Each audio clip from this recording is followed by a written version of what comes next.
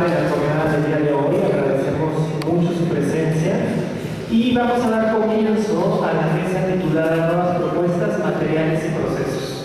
La primera presentación la primera ponencia es del restaurador Luis Salas, estructuras de retablos novohispanos.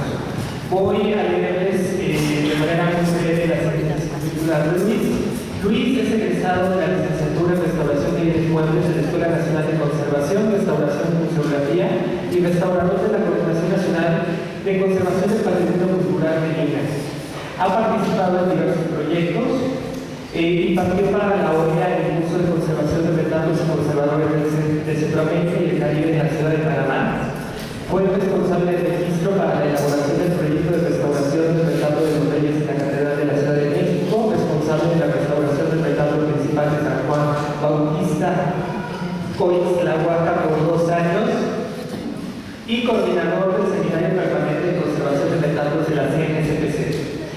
Actualmente dirige la restauración de retablos en varias comunidades de la Mixteca Alta Oaxaqueña con financiamiento de Foremova y la Fundación Alfredo Jartelúa. Deseo la palabra.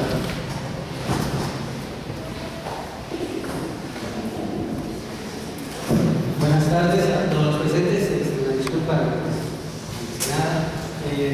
La ponencia que hoy les traigo es la estructura de mercados.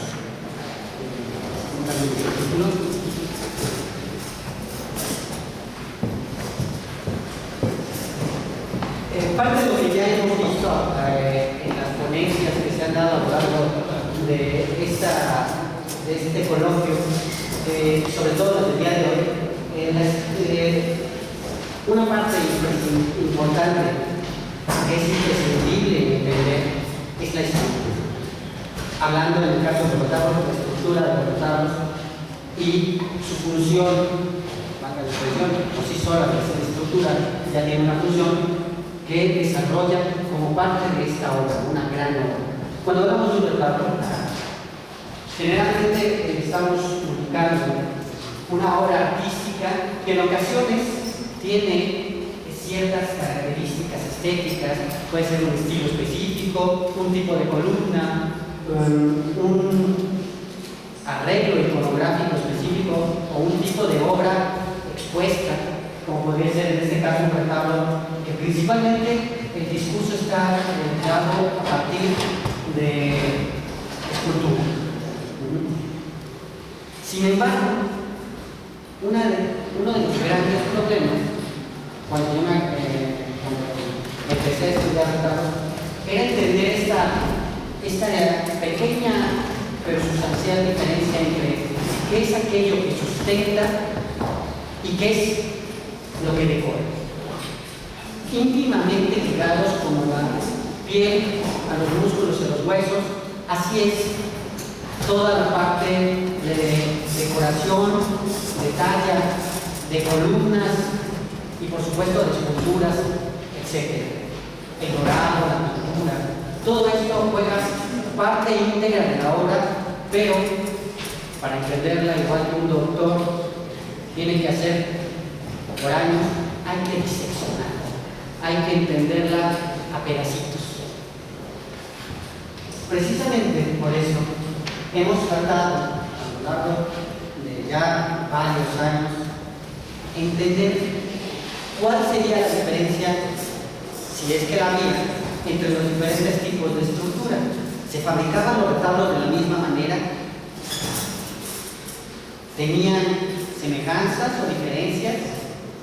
¿Cuál era entonces la diferencia entre un retablo de Bajío con un retablo de Baja California con un retablo en Chiapas? ¿Qué había en común y qué había de diferencia?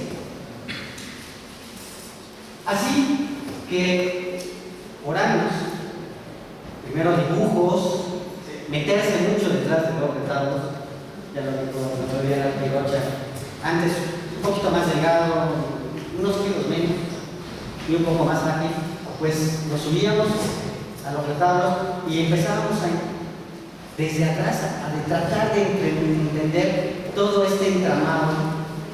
Y vemos de lado en una maqueta que fue hecha en la escuela de la ECA, ¿no? en la que se pueden ver las diferentes capas que tiene el retrato. Verlo desde una maqueta, como lo tienen ya en la exposición, es el trabajo digerido, ya la parte de la investigación realizada. Pero para llegar a eso, hubo que pasar por dibujos, croquis, no sabía dibujar, tuve que tomar curso de dibujo, no entendía mis dibujos, tuve que llamar a un arquitecto, el arquitecto no me entendía. Bueno, es una larga historia. Lo primero, lo más básico, es que una estructura está hecha como un ropero, ¿sabes la expresión? Es carpintería. En esto no difiere en siglos de hechura de carpintería. Se siguen usando ensambres, clavos, clavacotes, etc. Se cortan las maderas de la misma manera y hay un conocimiento claro de la técnica de cómo emplear todo este material. Sin embargo, lo importante, y al principio yo creía, era centrarse en cómo se armaba el retablo, los ensambles o la madera. Y mucho tiempo nos dedicamos a registrar los retablos a partir de este concepto. Después, pues un poco a ver cómo se formaba el hueso. Es decir, que los pedazos de madera unidos entre sí formaban elementos. Estos elementos se pueden fabricar de muchas formas. Esta es una de tantas. Pero al final de cuentas forman pedazos, secciones que van a funcionar entre sí, trayendo el peso. Esto, en este caso, es un bastidor en el cual tenemos una entabladura, el cual se recubre con un entablerado de madera. Esto después se recubre con la decoración. Es lo que ustedes están viendo también en la exposición. Se trata de llegar hasta nada más la superficie, porque a veces la decoración, y eso es lo que después de mucho tiempo nos causaba ruido. O sea, no te deja percibir la estructura. Así. O como este caso de otro retablo, hecho a partir de bastidores, la siguiente, obviamente su recubrimiento de madera, la siguiente, y su decoración. El punto es quedarnos, si damos un pie hacia atrás, quedarnos en esto. Para poder entender la estructura de retablos, tenemos que ser capaces de ir separando este conjunto de capas como si fuera el cuerpo, y pasar de la piel a los músculos y por supuesto al hueso. Y el hueso es el que sostiene el cuerpo. Sin embargo, lo demás es lo que le da el carácter, el significado, la apariencia. Ambos son uno solo. Eso suena como clase de religión, pero no.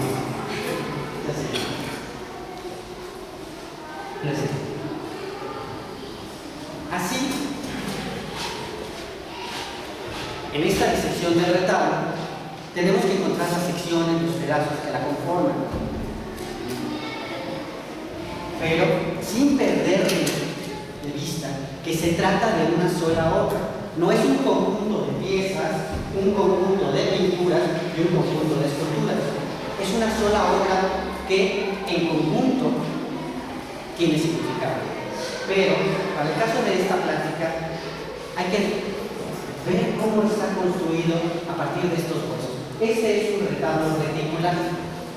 Le llamamos reticular porque forma claramente una cuadrícula. Si nosotros quitamos estas decoraciones, estos cuadros, vamos a encontrar un cuerpo compartimentado claramente, donde los elementos estructurales, como las columnas, los trascolumnas y los entablamentos, los bancos, imitan la arquitectura. No son arquitecturas, la imitan. Y al final nos dan una apariencia.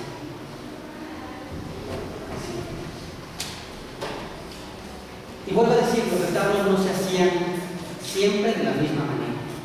Ha habido una evolución, una transformación, una complejización.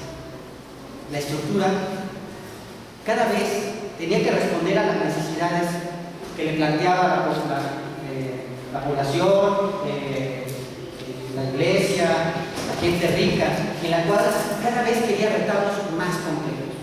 Los primeros eran simples paneles a los cuales, si los ponemos en el almuerzo, se les pintaba y se les colocaban elementos sobrepuestos imitando la arquitectura, por ejemplo, en este caso, gótica. En este caso no es un retablo gótico, sino toma elementos de la arquitectura gótica. No tiene ninguna función, no tiene ninguna capacidad mecánica, etc. De esos primeros retablos a los retablos que llegaron aquí a México, hay una enorme cantidad de tiempo y transformación. En este caso se trata nuevamente de el retablo reticular. El retablo reticular, compuesto por elementos horizontales y elementos verticales. Los elementos horizontales cumplen su función de transmitir el peso de todo el retablo hasta la base. Son estructuras que funcionan y son autoportantes. Esta forma de construir retablos fue la que más hemos encontrado a lo largo de las restauraciones que hemos ido realizando a lo largo de mi carrera profesional.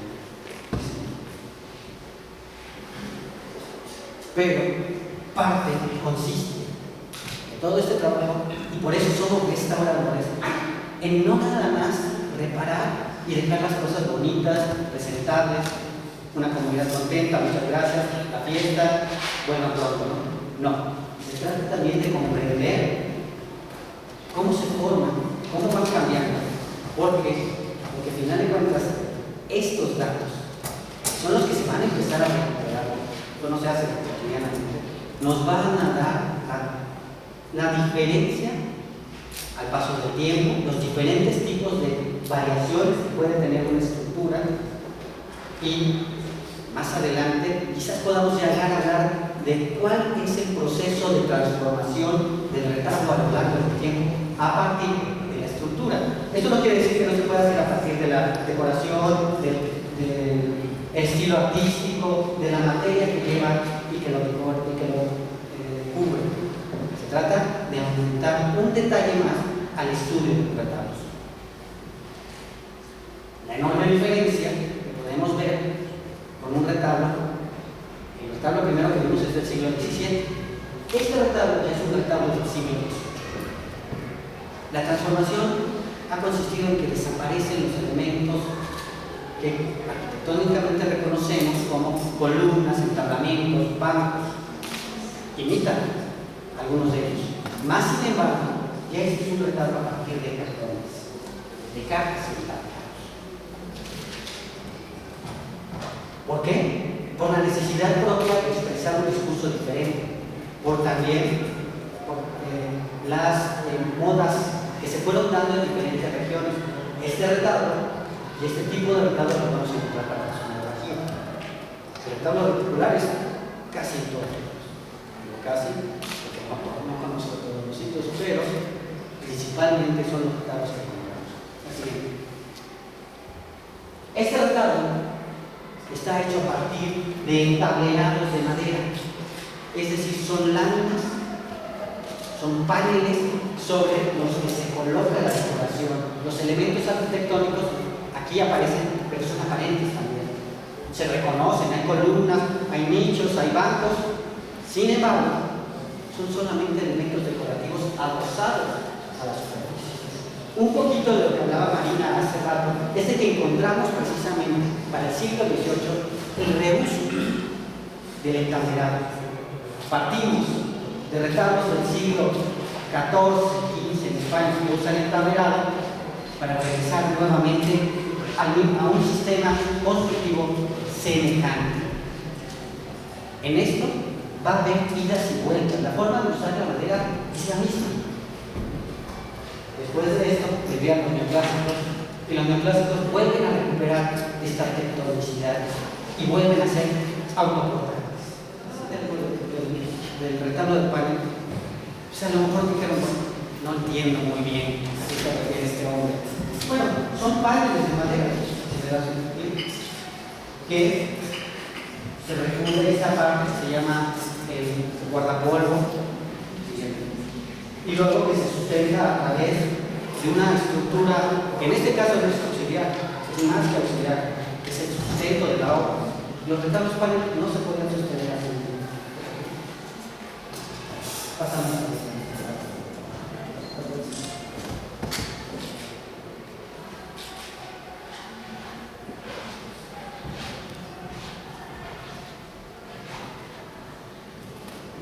Ahora veamos cómo se construye el retablo de caja. Primero, pues son igual elementos que se sustentan uno sobre otro. Adelante.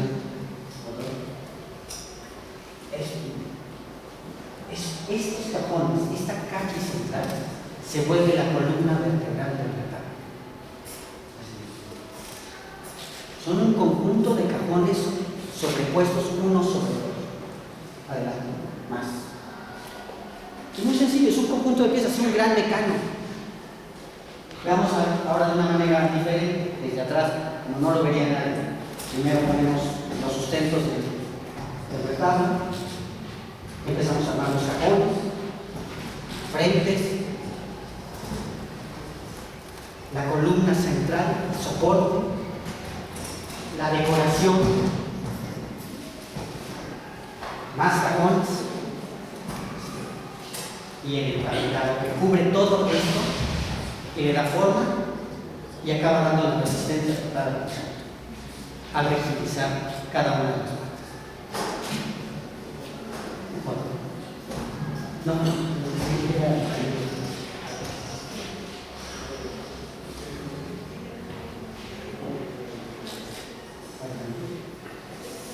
Se coloca la parte superior, que es una especie de entablamento.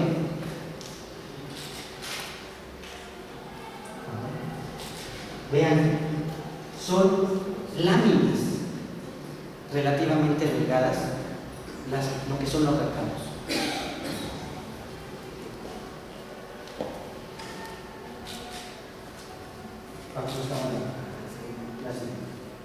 Así que podemos ver que un retablo también nos puede decir mucho a través de sus huesos. Yo me imaginaba cuando estábamos haciendo este trabajo que están. Hay una película en esa misma.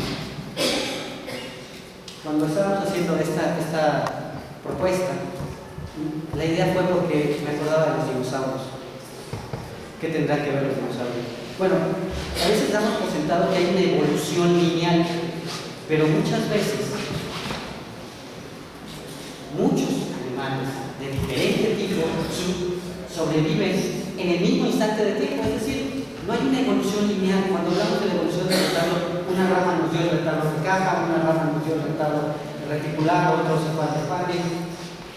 Y entonces, es una vuelta, como en una rueda que vuelve a retomar viejas formas de construcción.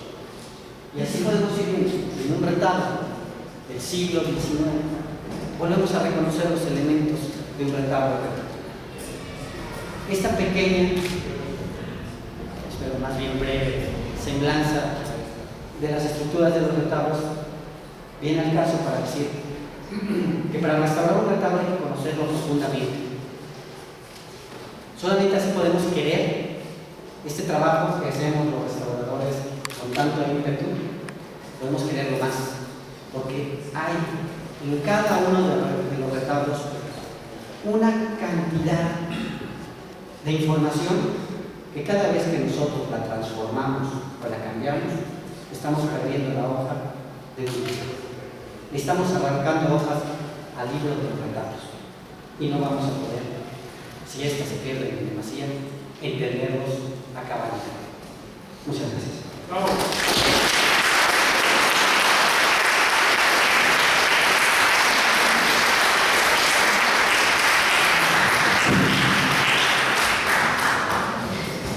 Bueno, para Y para continuar con la dinámica, vamos a dejar la ronda de preguntas y respuestas al final de la mesa, de las 4 presentaciones. Entonces vamos a pedirle a nuestra siguiente ponente, ya con aglutinantes acuosos y no acuosos utilizados en reintegración de dorados para bienes culturales de madera. Es una presentación de Nixie de Lara Duarte y Nora Ramos Ponce, está la restauradora Nixie de Lara aquí presente. Y lo que se muestra en la presentación, voy a leer sus síntesis curriculares. Ella es licenciada en Restauración de Bienes Muebles por la Escuela de Conservación y Restauración de Occidente, la ECO, de la generación 2003-2008, y actualmente estudiante de la Maestría en Comunicación y Estudios de la Cultura en el Instituto de Investigación y Estudios de la Cultura, dentro de la generación 2013-2015. Actualmente también se desempeña un cargo en la Coordinación Nacional de Conservación del Patrimonio Cultural del 2013 a la fecha, y desde 2009 desempeña labores de restaurador residente en proyectos de conservación, por lo general de bienes de madera policromada, retablos, pintura mural y estucos decorativos con acabado dorado y policromía. Además, ejecución de proyectos de conservación para colecciones privadas que comprenden la conservación de bienes muebles, acciones de museografía, inventario y catalogación, así como del resguardo de bodegas. Bueno, pues le cedo la palabra a la restauradora Nixie de Lara. Buenas tardes, una disculpa. Nora no pudo venir, no pudo acompañar. Pero les voy a hacer la presentación de esta investigación, partiendo del hecho que para una reintegración cromática hay como varios problemas, ¿no? Y uno de ellos es la parte técnica en la aplicación de las micas. De donde yo partí, bueno, no sé si pueden apagar la luz para que se vea mejor. Yo parto de que hay una falta de información, de documentación, de registro, sea fotográfico, sea algo escrito, sea lo que sea, sobre las características de la mica como pigmento, de usar la mica como aglutinante, es decir, formular una pintura para hacer una reintegración. No hay nada sobre metodologías de aplicación y, bueno, sobre fotos o algo de reintegración con micas donde hable más de la parte técnica de cómo se está aplicando y a qué resultados está llegando el restaurador. Esto lo que genera, pues, que te vayas a pruebas de ensayo y error en la aplicación y, pues, no hay una replicación de una técnica, ¿no? Como a lo mejor en pintura de caballete, que ya tenemos establecidas más criterios de aplicación. Entonces yo propongo en esta investigación, que es mediante una caracterización de las micas con diversos aglutinantes, puede ser o puede facilitar al restaurador una guía en la aplicación de este pigmento al utilizar la integración. A partir más o menos como del 2000 hay bibliografía donde empieza a defender el uso de la mica para la reintegración de dorados. Por una parte son las características como de estabilidad del pigmento, reversibilidad del proceso y también que al ser una forma diferente o no un redorado, ya lo puedes tener reversibilidad en el proceso y también ser como distinguir, ¿no?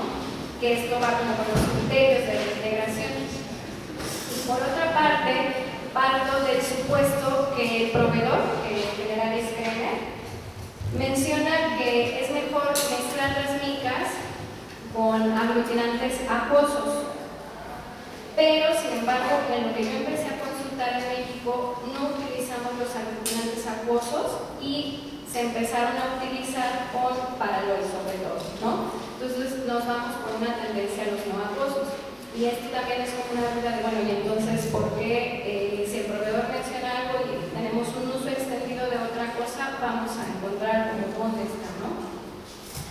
El objetivo será entonces caracterizar y comparar las propiedades físicas y ópticas de la mezcla de mica con 3 aglutinantes acuosos y 2 no acuosos. Les explico rápidamente la metodología. La mezcla de mica con los aglutinantes acuosos fueron cola de conejo, goma arábiga, Rimala C35 y no acuosos fueron resina de mar y paraloid B72. La mezcla fue con una mezcla estándar, 5 gramos de pigmento con 45 gramos de aglutinante al 20%. Esto no quería que variara porque si no me creaba otra variable, ¿no? Sobre como la viscosidad o las propiedades del aglutinante. Para esto tenía que elegir los sustratos de aplicación que van en función de la prueba que voy a realizar.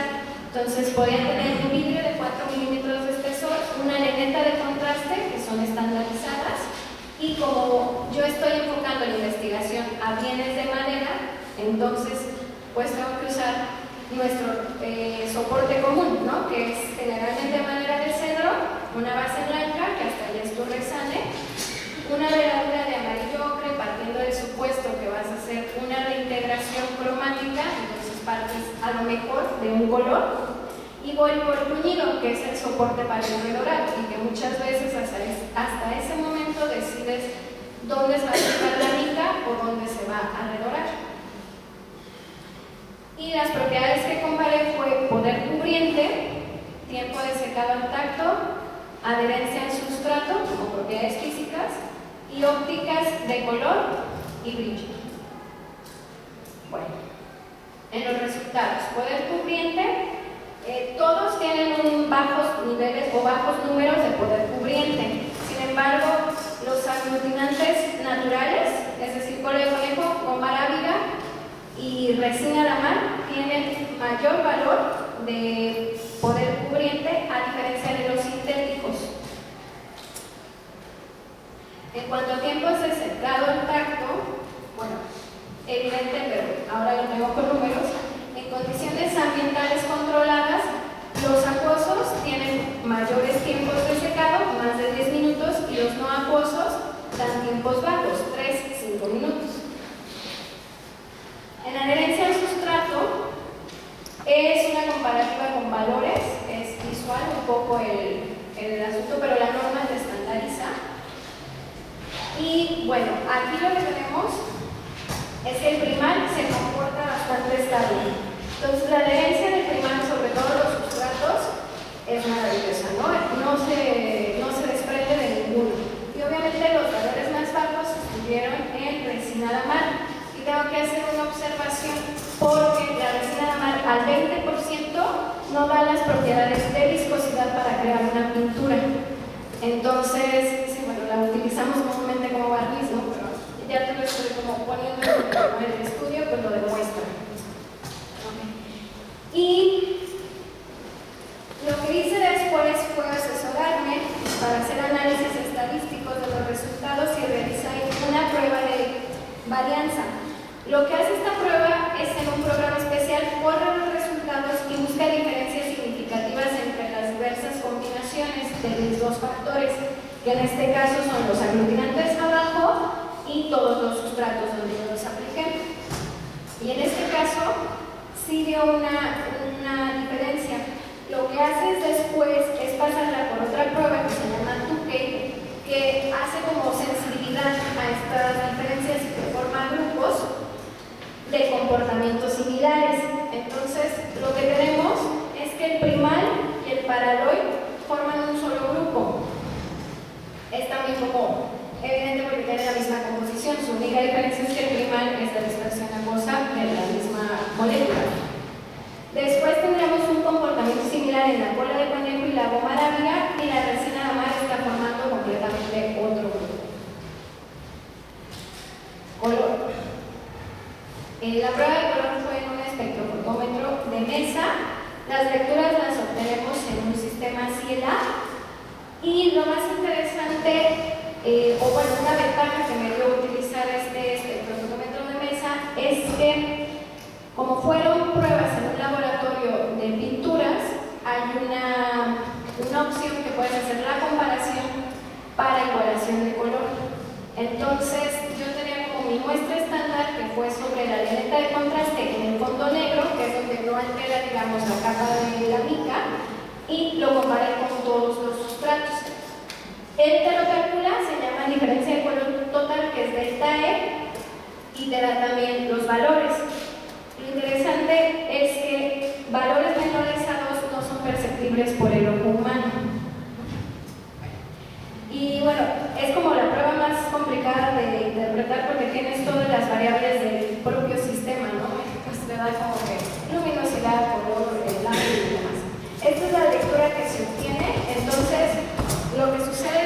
grafica los puntos, ahí se mueve mucho, al centro te pone tu estándar, te grafica todos los puntos, te da el espectro de luz y te da todas las medidas de huellas. Entonces, bueno, aquí en el ángulo de color sobre el fondo negro, que es mi medida estándar, no hay como números o no hay rangos altos. Igual lo pasé por el análisis de varianza y no me dio nada, lo que significa que el aglutinante no está afectando el color de la mica. Sin embargo, al ver las diferencias de color total y ponerlo en todos los sustratos, lo que vemos es que, o sea, del 1.15 al 13, los rangos son altísimos. Entonces, el fondo sí te está afectando el color de la mica. Ahora, ok, entonces, las gráficas de diferencia de color total, lo que vemos es que solo la cola de conejo está en 2. Cuando mezcles la cola en cualquier fondo, es el único que no te está dando una diferencia perceptible por el ojo humano, en promedio.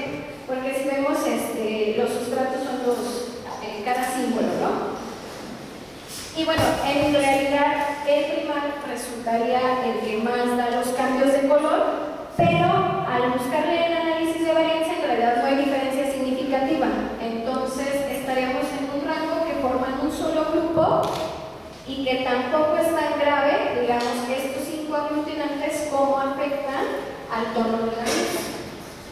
Lo único que sí se sale completamente es la combinación que hay con la resina de mar sobre fondo amarillo ocre, que la base amarillo ocre es de pintura al barniz, o sea que sería la misma composición, es como si mezcláramos pigmento en tu barniz, como un barniz Prolet, ¿no?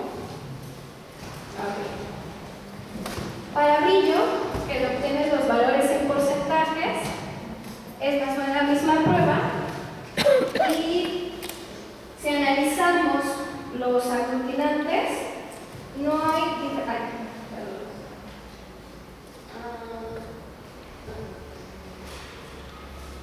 están todos también en un mismo grupo, pero si el primar tiene los valores o los promedios más altos de brillo.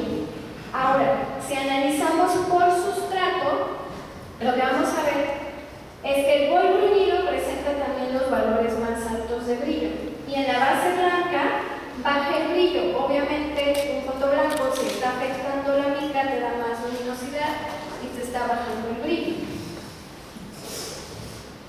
Otro análisis de varianza donde sí hay diferencias significativas y se forman igual 3 grupos. Tendremos el bol bruñido con unas características, tendríamos el fondo negro como otro grupo, el bol como otro grupo, y otro lo formarían la base blanca y el amarillo ocre. Si pensamos que el amarillo ocre es a los tonos de amarillo que es la mica, estaríamos también quitando un poco de brillo al intentar hacer un color con la mica, ¿no? O sea, la mezcla. Para la discusión, quería preparar sobre bibliografía escrita, sobre todo, pero pues no hay casi nada de micas, y recién encontré un artículo que fue escrito en Portugal, donde la chica habla que allá se utiliza la mica como maraca. Y lo que sí te da bastante es información sobre las características de la mica, pero sus pruebas como en el uso y aplicación son como muy empíricas, ¿no? Agarró una base, hizo rayas, tomó una foto y dice, no, pues sí se ve que cambia, ¿no? Pero no tengo como mucho con qué comparar porque no hay algo más escrito, entonces, pues bueno. Entonces, bueno, sobre poder cubriente, los aglutinantes naturales presentan mayor poder cubriente. Esta chica menciona que los disolventes polares hacen una mejor dispersión. Y bueno, nosotros estamos utilizando los no polares en México, ¿no? Así más extendido. Ahora, medios acuosos tienen menores tiempos de secado, lo que no es raro que entonces el uso de las micas se ha extendido solamente en lagunas pequeñas, ¿no? Para que no te produzcan ciertos descubrimientos o demás. Pero pues en las últimas entrevistas que yo he realizado aquí con restauradores, sí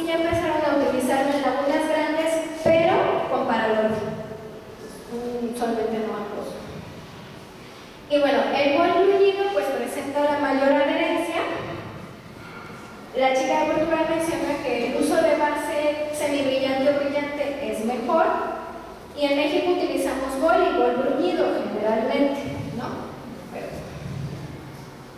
Ahora, en cuanto a color, el aglutinante no afecta el tono de la mica, y Bilbao menciona que el uso de aglutinantes con un índice de refracción similar es con una buena recomendación. Ella caracteriza la mica con 1.6 y yo solo encontré resina de Amar y Paraloy 1.53, 1.47. De aglutinantes naturales no he encontrado el índice de refracción. El color del fondo afecta el color de la mica. Ella recomienda una aplicación sobre un color similar al bol original. En México también ya en entrevistas me dijeron que bueno, se utilizan boles coloreados al original para buscar esta vibración que existe, no olvidemos que es reintegración al final del día. Y pues bueno, cuando se utiliza bol, pues creo que ahí quizá ya no estaríamos como tan en un punto bueno, ¿no? O positivo. Entonces la mezcla de mica pues con pigmento altera el color, que es lo mismo que menciona la chica, que cuando mezcla wash o cuando pone color a la goma arábiga cambia completamente, ¿no? Y es el resultado que dio la mezcla de resina de Amar con fondo de veladura ocre, que también es al barniz. Esa es la foto que da, y sin embargo en muchos informes, sobre todo los primeros, los del 2000 que consulté, sí decía que se mezclaba pigmento con mica para una vez reintegrar. Entonces en el uso estábamos llegando a otro color. Los aglutinantes sintéticos presentaron metamerismo del color, es decir que hay que tener cuidado la luz con la que estamos reintegrando y la luz a la cual va a estar al final expuesto el bien, porque te va a alterar el color si los utilizas. Ahora, en cuanto al brillo, pues el primal presenta el mayor brillo, ¿no? Y lo que dice Kremer es que es mejor utilizar solventes acuosos, y sí menciona que la dispersión acrílica te da el brillo más hermoso, ¿no? A diferencia de que aquí estamos utilizando los no acuosos. Quizá puede ser por algo de criterio, o quizá no busquemos tanto brillo, pero si eso es lo que estamos buscando, deberíamos empezar como a probar con entonces otro aglutinante, ¿no? Y bueno, el bol bruñido como sustrato pues sí presenta el mayor brillo. Y lo que otra vez la recomendación, ¿no? De una base semibrillante o brillante, el uso de boles coloreados o boles coloreados y bruñidos, y pues estaríamos buscando otras características que no sean de brillo si utilizamos un bol, ¿no? Si ven, no sé, las fotografías son como bastante ilustrativas de los cambios de color según el fondo y también el aglutinante con que se mezcló, ¿no? Bueno, pues finalmente solo es volver a mencionar las propiedades con las que yo puedo rescatar la investigación. El primal presenta los valores mayores para la adherencia, la resina de Amar, los mayores valores para poder cubrir y tiempo de secado, y en propiedades ópticas de la cola de conejo, las menores diferencias de color, resina de Amar sobre veladura ocre, las mayores diferencias. El primal es el aglutinante más brillante y el bol bruñido como sustrato, y el Paraloy sería el menos brillante. Bueno, yo estoy pensando que entonces ahora que el restaurador tenga que reintegrar una laguna, pues puede evaluar como la ubicación, el tamaño de su laguna, y pueda guiarse quizá con los resultados de las propiedades físicas para elegir a lo mejor el aglutinante que se adecue a lo que está buscando. Y también, pues evaluando el tono del oro original, puede guiarse un poco con las propiedades ópticas para llegar como a este resultado y dejar a un lado ya estas pruebas como de ensayo y error, ¿no? De estar repitiendo y a la persona más así, etcétera, etcétera. Y también, pues estaría muy bien que empezaran a registrar o hacer pequeñas publicaciones de los resultados, ¿no? Para poder como comenzar a comparar y tener algo más establecido, porque realmente el uso de la mica se ha extendido y quizá hay como poco escrito.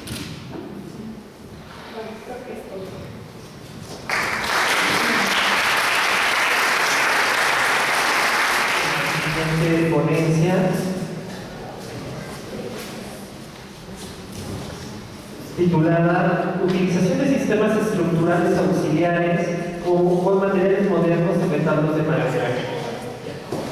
Lo presenta el arquitecto Lauro Luis Fernández Vera, arquitecto restaurador independiente.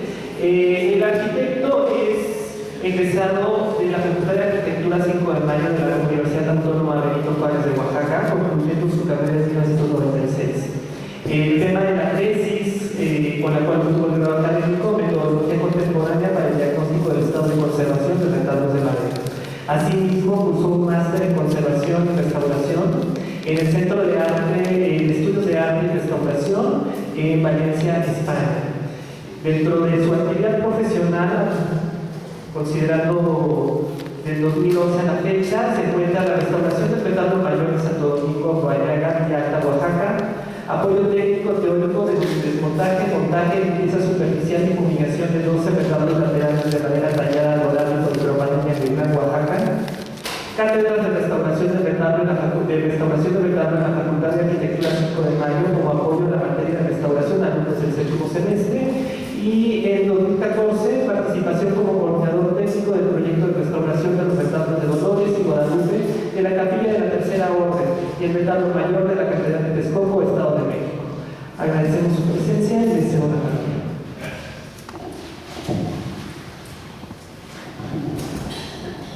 Bien, buenas tardes.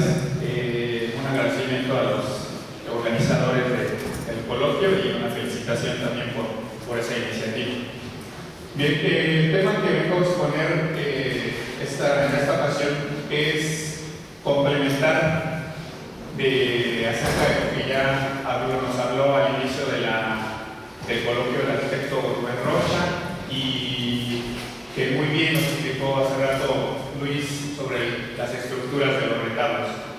Es nuestra labor ir sumando el conocimiento para que vaya acrecentándose y, como dijeron igual hace rato, el conocer nos hace conservar. Entonces vamos a hablar acerca de los sistemas auxiliares de estructuración. Luis nos explicaba bien la estructura autoportante de cada uno de los retablos. Cada retablo se mantiene en pie por sí mismo, no hace falta que le pongamos nada más. Sin embargo, la tierra se mueve, ya lo dijeron mucho antes, entonces no nos podemos confiar a que el retablo se quede parado por sí mismo. Y mucho menos en la región de donde vengo, de la región de Oaxaca, que es una zona altamente sísmica, y en general en todo el país. Es necesario asegurar ese retablo para que no se proyecte, sobre todo hacia el frente.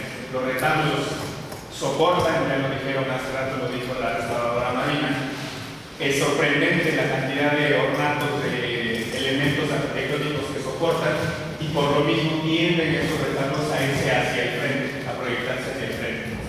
La función de los tensores, que nosotros le llamamos a los elementos que sujetan este retablo al muro, o lo sujeten a una estructura auxiliar como los postes, es eso, es contrarrestar ese momento de volteo que nosotros los técnicos en arquitectura o los ingenieros le llamamos momento de volteo, momento de giro, que es lo que hace cada elemento al poner su propio peso en un punto de apoyo, gracias a la fuerza de la gravedad.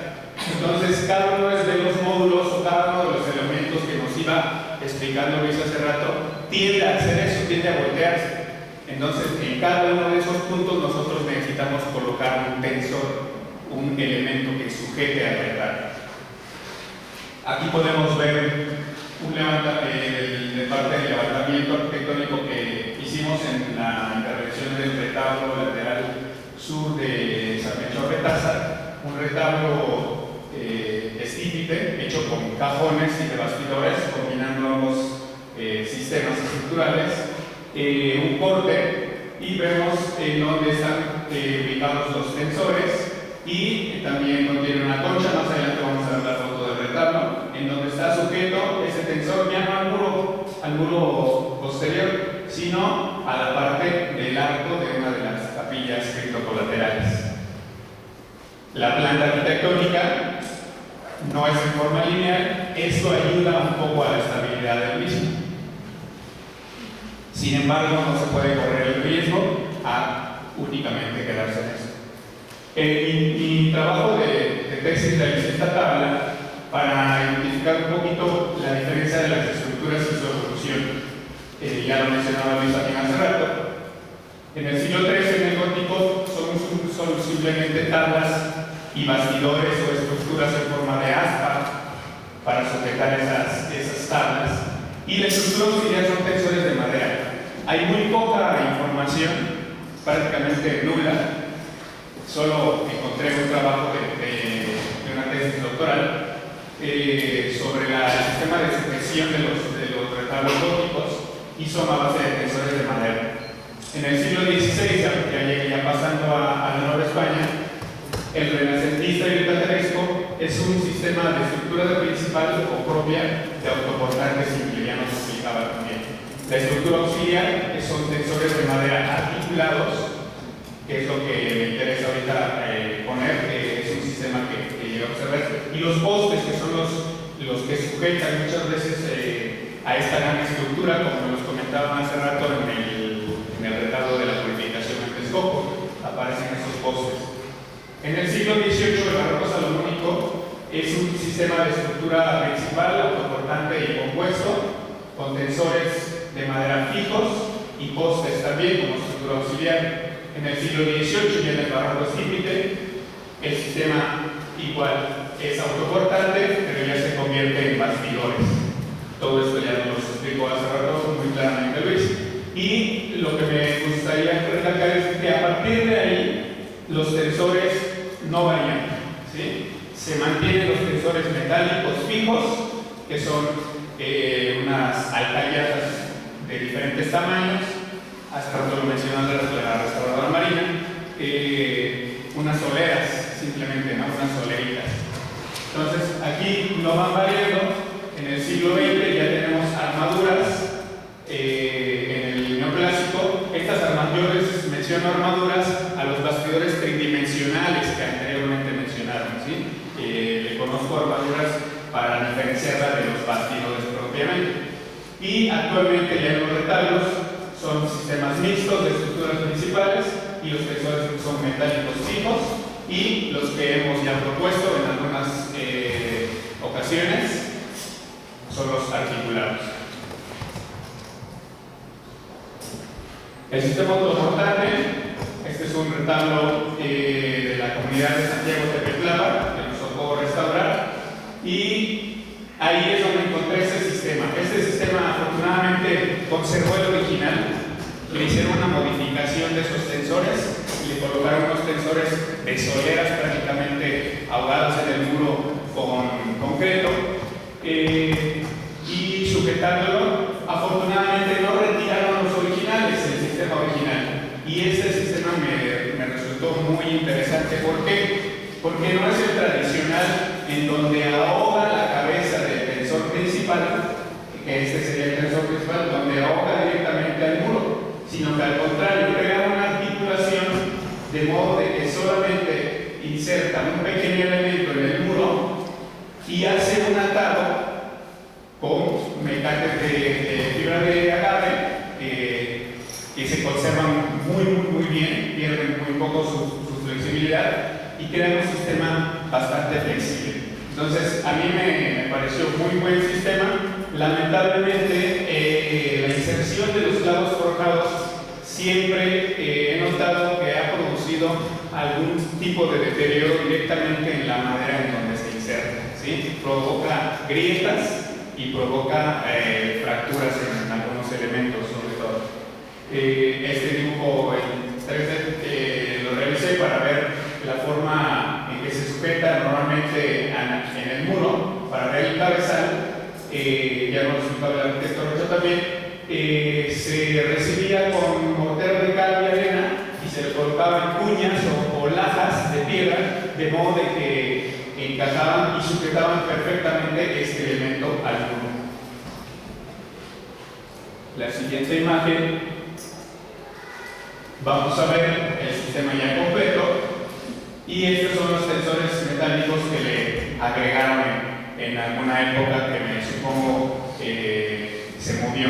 De hecho, este retablo presentaba en las calles laterales una deformación porque al colocarle los tensores metálicos en estos puntos no calcularon el largo de ese tensor metálico y como no les dio el largo, lo jalaron hacia atrás cerca de 10 centímetros y le provocó un deterioro a estos elementos del remate. Las plantas arquitectónicas de ambos niveles y con fortuna les digo la permanencia de los tensores originales del retablo.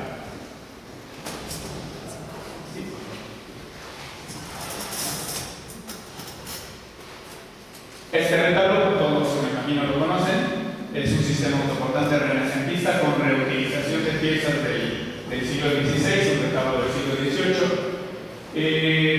Tuvimos la fortuna de estar presentes en el momento, en el estado crítico de este retablo. En el año de 1999 sucedió un sismo muy fuerte en la región del sur, en el estado de Oaxaca. Se dañaron cerca de 990 inmuebles en todo el estado y pues en cada uno de los inmuebles hay infinidad de muebles. Y el principal que nos hizo hacer un estudio emergente y rápido fue este retablo. Este retablo presentaba una fractura de ese entablamento a todo lo largo del entablamento de la calle central. Todo ese entablamento estaba fracturado longitudinalmente. ¿Por qué? Si el sistema era el original. Todos los demás puntos no se movieron, no sucedió nada, pero en los tensores en donde recibieron intervención en los años 70 que reforzaron, entre comillas, estos tensores con concreto, ahí fue el problema. Rigidizaron por completo esa estructura auxiliar y el momento de que el muro se mueve a gran velocidad y el retablo vibra de diferentes maneras por ser de diferente material, pues provoca una fractura longitudinal de toda la madera. Los clavos forjados provocaron esa fractura. Entonces todo el retablo, en vez de continuar con su verticalidad, se convirtió en una especie de una S o una columna vertebral toda torcida y corría el riesgo de colapsarse. En ese momento se hizo el cambio del sistema de quiotes. Ahí ven a Reinaldo que anda cambiando los quiotes. Nos tocó todavía pisar esos quiotes, era un susto tremendo porque no estaba la estructura que todos conocemos actualmente. Pisabas el quiote y parece que estabas pisando una caña de azúcar, así tronaba horrible. Pero bueno, es una experiencia. La siguiente imagen, por favor. Esta es la estructura actual del retablo de Costahuaca. Fui la semana pasada a ese sitio y pues con fortuna vemos sistemas estructurales ya modernos, reutilización de sistemas estructurales auxiliares aplicados y sistemas auxiliares tradicionales también como los postes y las vigas horizontales. Sin embargo, yo noto demasiada rigidez nuevamente en el sistema, ¿sí? Esta dimensión de vigas y empotre en los muros y la supresión de las bases para mí es demasiado rígida, ¿sí? El punto, si ustedes ven nuevamente, es un solo punto en el entablamento. Si se vuelve a mover, aquí afortunadamente existe este quiebre. ¿Por qué? Porque les dio justo en donde va el elemento de la cornisa y para no deteriorarla, pues la subieron. Afortunadamente esta inflexión le crea flexibilidad y se va a mover. Pero aquí no va a haber ningún movimiento más que nos haga el caucho que está aquí entre la placa metálica y el muro. Entonces aquí puede haber nuevamente un problema, ¿sí? de fractura. La siguiente, por favor. Bien, continuando con los sistemas. Este es el retablo de San Melchor de Taza que restauramos también. Yo le llamo el hijito menor de San Felipe Neri, por la Rocha.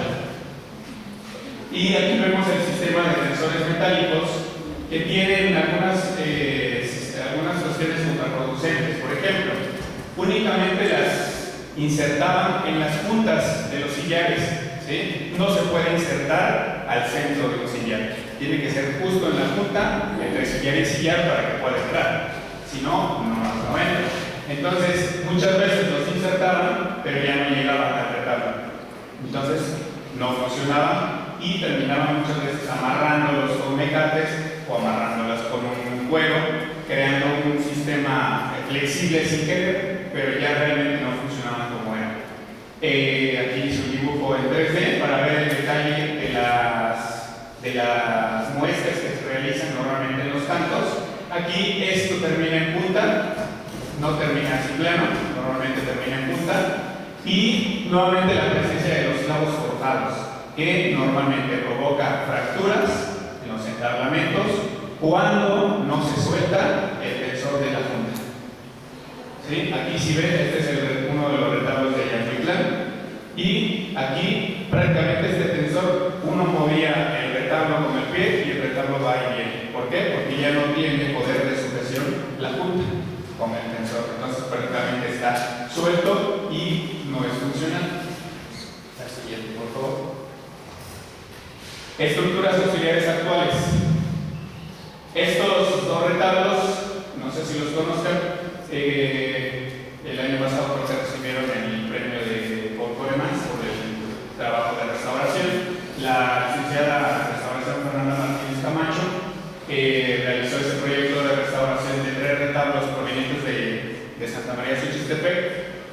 Tuve la fortuna de participar con ella en el diseño de las estructuras autosoportantes de los retablos.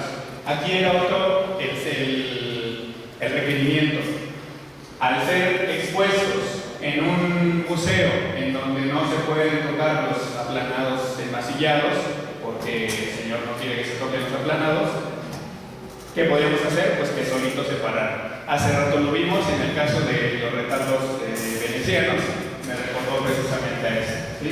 Es un gran banco de madera del cual surgen vigas laminadas haciendo una retícula hasta la especie de postes y vigas horizontales con esto que es muy importante. Estas X son muy importantes porque son las cortantes antisísmicas. Si algo tiembla, si un momento tiembla y no tenemos estos elementos diagonales, la estructura se va a mover como un huacal, ¿sí? Así se va a mover. ¿Por qué? Porque no tiene resistencia a los lados.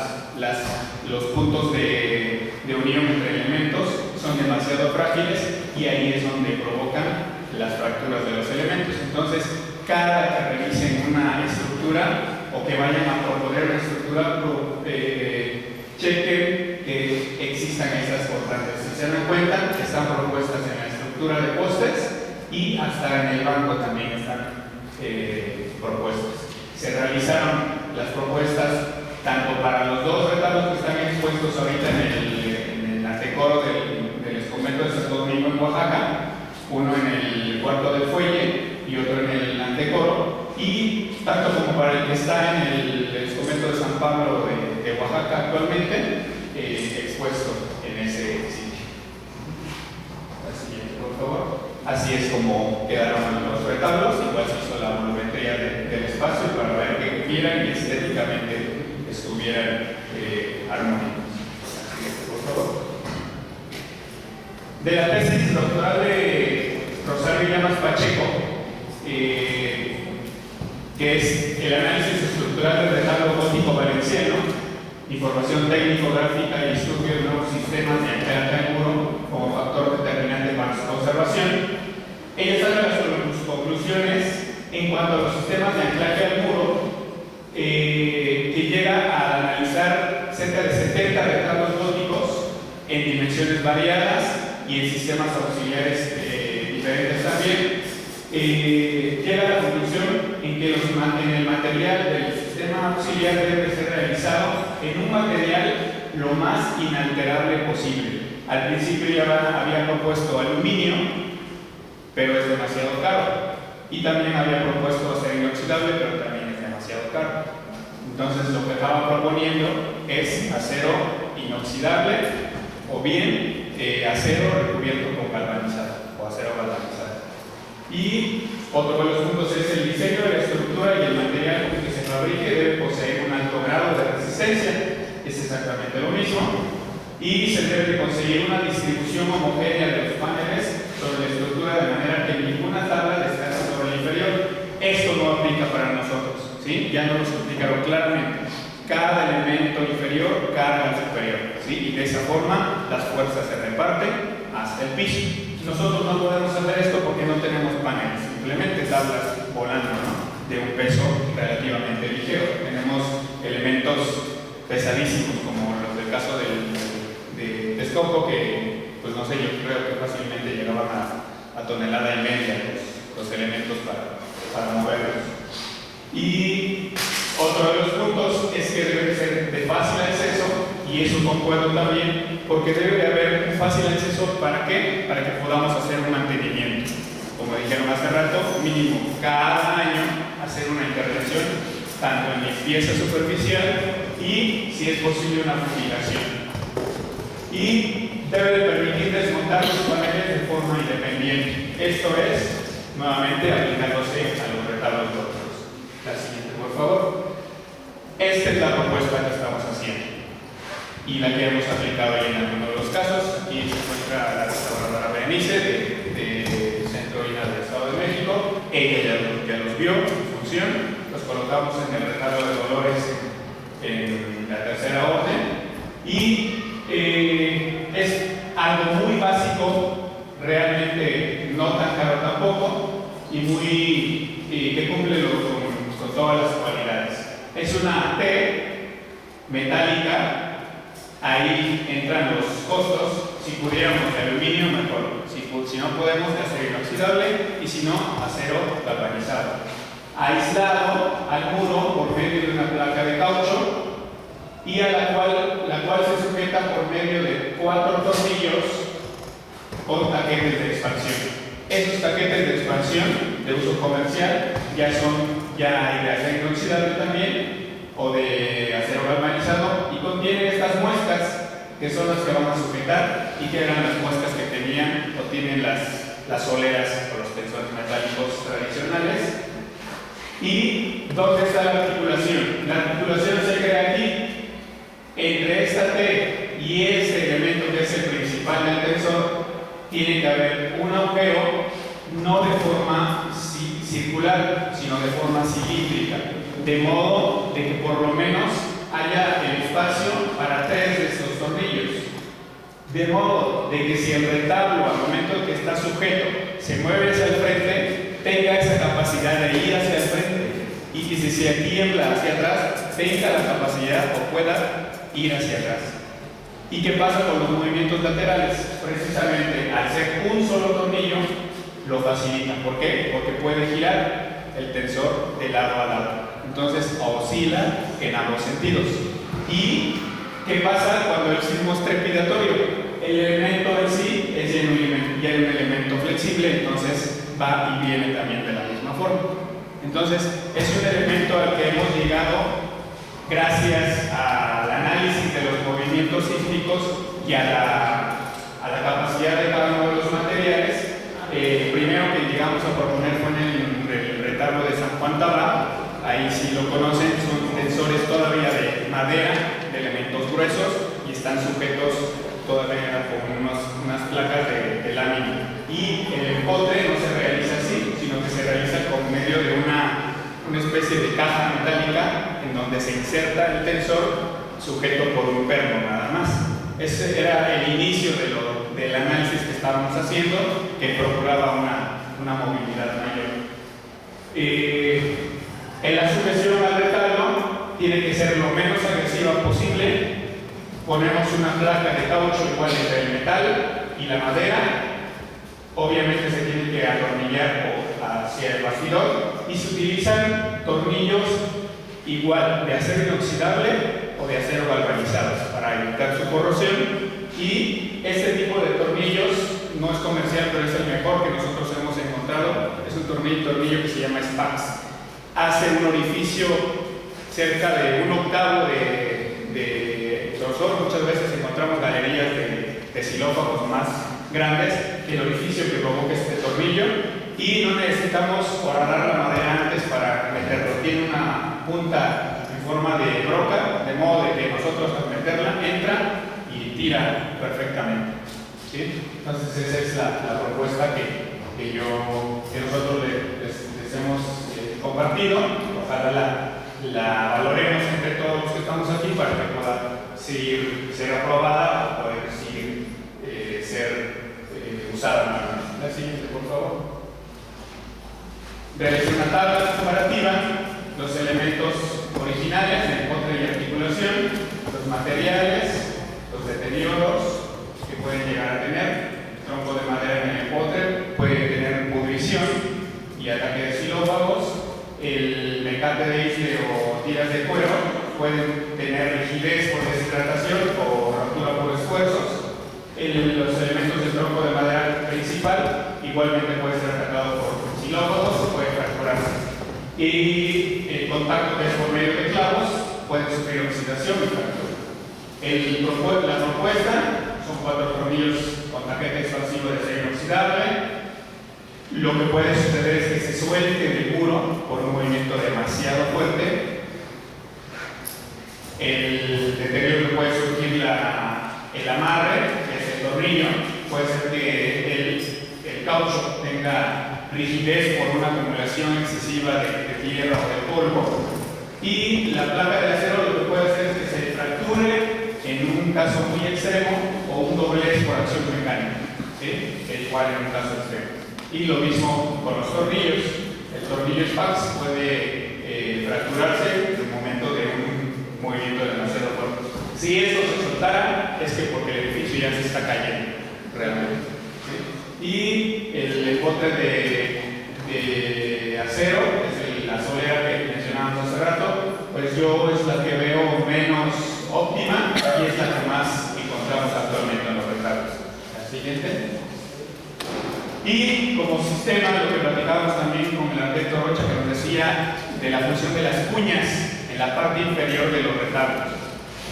El sistema de aislamiento sísmico normalmente lo encontramos en los retablos de grandes dimensiones. Lo encontramos en el retablo de Tabá, lo encontramos en el retablo de la Capilla de la Tercera Orden, lo encontramos en el retablo principal de Tamazulapa también. Y es a base de vigas o tablones ahogados en la tierra, de modo de que sobre ellos se desplanta el retablo. Pero ¿qué pasa con esa viga? Pues es un deterioro inmediato, ¿no? La pudrición, el ataque de xilófagos es muy fuerte, aunado a la compresión del peso del retablo y a los movimientos sísmicos, es un elemento que no resiste normalmente. Actualmente, para la arquitectura, se están utilizando estos sistemas de aislamiento sísmico, que son placas de caucho entre placas de acero, de modo de que el edificio se descansa sobre esos amortiguadores o resortes, y cuando tiembla, el edificio se hace una especie de vaivén, como si fuera una cuna, va y viene, pero no provoca nada, ¿sí? No provoca estas flexiones en los elementos. Es una empresa que se llama Bulco, pero también en México ya se están aplicando. La siguiente, por favor. ¿Qué no hacer, por favor? Retablos, no colocarles estructuras auxiliares a la forma de castillos y gastar enormidades de dinero y material en esto y acabar amarrando el retablo con alambre recocido. Un gasto excesivo, un trabajo excesivo para acabar amarrando los retablos con alambre recocido nada más. Eso es algo ilógico. Y igualmente, ya mi plan, detrás de este retablo, esto. ¿Para qué nos sirve esa estructura ahogada con concreto en el muro si estos en los puntos únicamente estaba amarrada con alambre recocido?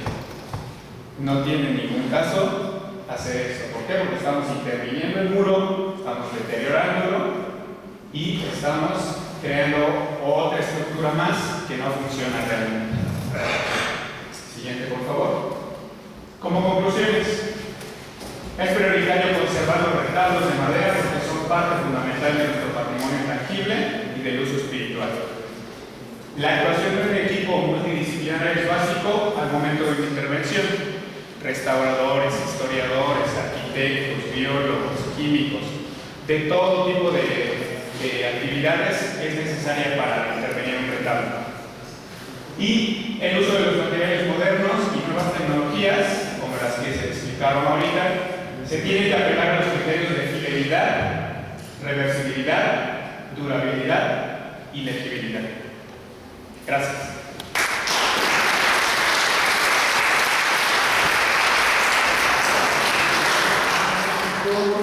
La última presentación de la mesa de esta segunda parte de la jornada del día de hoy, titulada Estudio del soporte de madera del retablo de San Antonio de Padua del Santuario de Guadalupe de Parras, Coahuila, México. La presenta Alejandro Medina Ávila. Alejandro es egresado de la Facultad de Estudios Superiores Iztacala de la Universidad Nacional Autónoma de México. Hizo estudios de maestría en Ciencias Biológicas en el Instituto de Biología también de la UNAM. Es profesor investigador desde hace 6 años en la Coordinación Nacional de Conservación del Patrimonio Cultural. Su especialidad es la biología botánica en la anatomía de la madera y desde que ingresó a Lina ha desarrollado proyectos de investigación en biodeterioro y la identificación de materiales del patrimonio cultural del tipo biológico. Ha hecho difusión de los diversos estudios de investigación sobre biodeterioro y materiales como madera en diversos foros nacionales e internacionales. Agradecemos su presencia y les damos la palabra.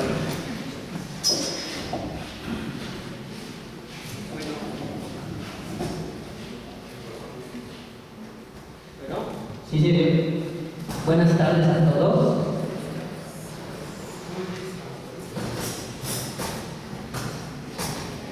Bueno,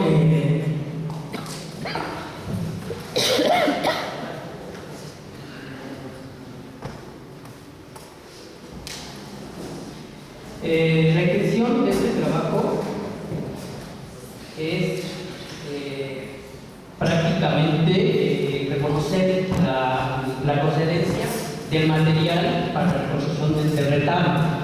Entonces, como mera introducción, lo que quiero comentarles es que la madera, obviamente, como lo han visto durante los últimos 3 días, que ha sido un material predilecto para la construcción de retablos,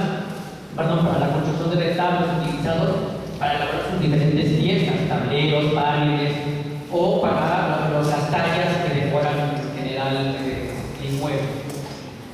Obviamente para ello son de diversas dimensiones, con espacios específicos, y eso lo provee de alguna manera esa madera. Factores recomendados para poder elaborar un retablo, obviamente, es la madera para ocuparla para cualquier tipo de construcción, es que esa madera tenga la menor condición de agua posible. ¿Con qué fin? Para evitar problemas de deterioro, descomposición, de ataque de xilófagos, de insectos plaga, de hongos en general. Entonces, ya desde la época virreinal se consideraba que, o dentro de las características, que debe ser más características, más bien la condición o el momento en el cual se debe de cortar la madera es en la época de lluvia.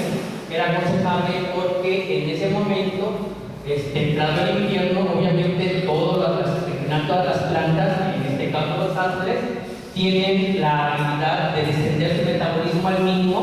Decimos que son inactivos, aunque no lo son, simplemente reducen al mínimo su metabolismo, y entonces en ese momento tiene la menor o la mínima cantidad de movilidad tanto de savia como de agua a través de sus conductos.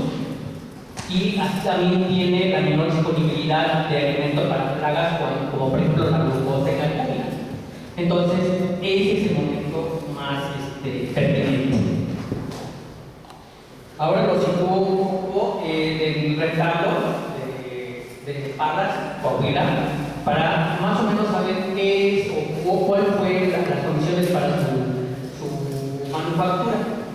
Obviamente, es de Coahuila, y está en la parte sureste de Estados estado de Coahuila, en un pequeño poblado o una población que se llama Parra. Y de ahí a donde pertenece este retablo, un retablo pequeño realmente, y que fue elaborado en 1738 de acuerdo a una información que me proporcionó el restaurador de Cuidado.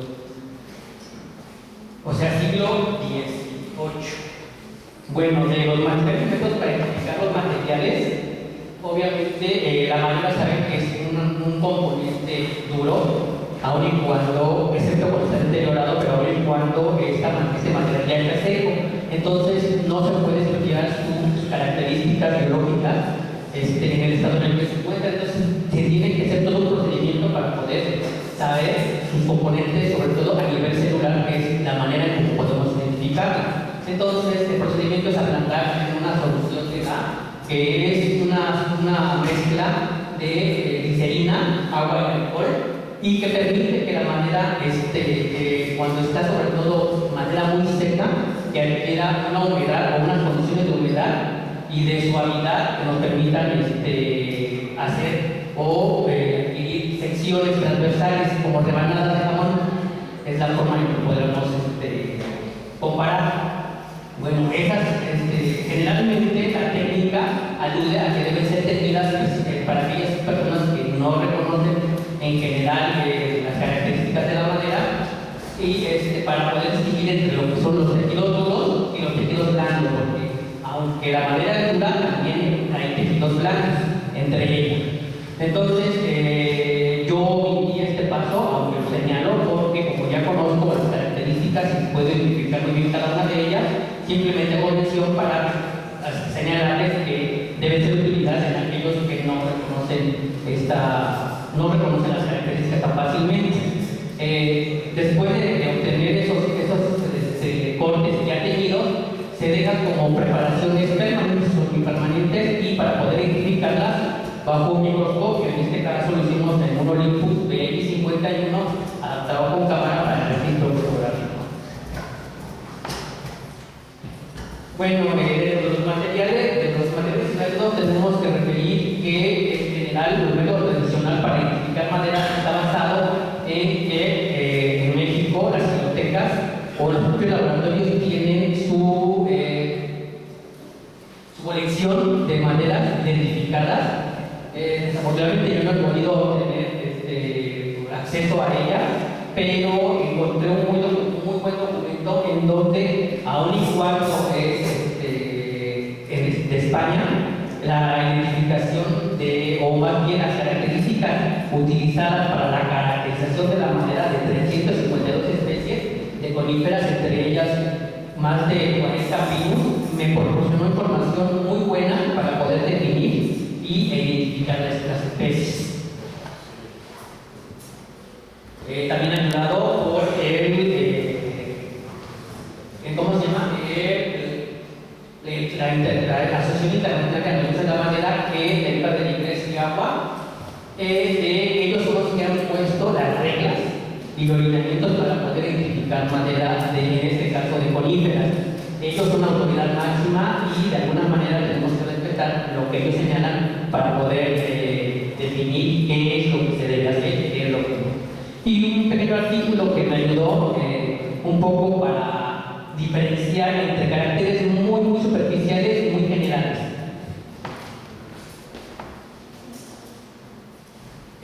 También, como parte de lo que les comentaba, que queríamos saber cuál era el origen o el lugar de manufactura de este retablo. Entonces, obviamente, tenemos que acudir a aquella información que nos permite referir de acuerdo a la especie identificada, de dónde proviene esa especie, de dónde está distribuida a nivel nacional, y obviamente ocupamos dos bibliografías muy importantes, una muy básica, que es la de los Pinos de México, que es primordial, pero hay publicaciones recientes muy buenas, donde también se han hecho estudios, sobre todo porque, como saben, y ya lo veré un poquito más adelante, la diversidad de especies va y viene, es compleja, es la condición genética de los seres vivos, y siempre tenemos problemas los biólogos con ello al poder definir especies.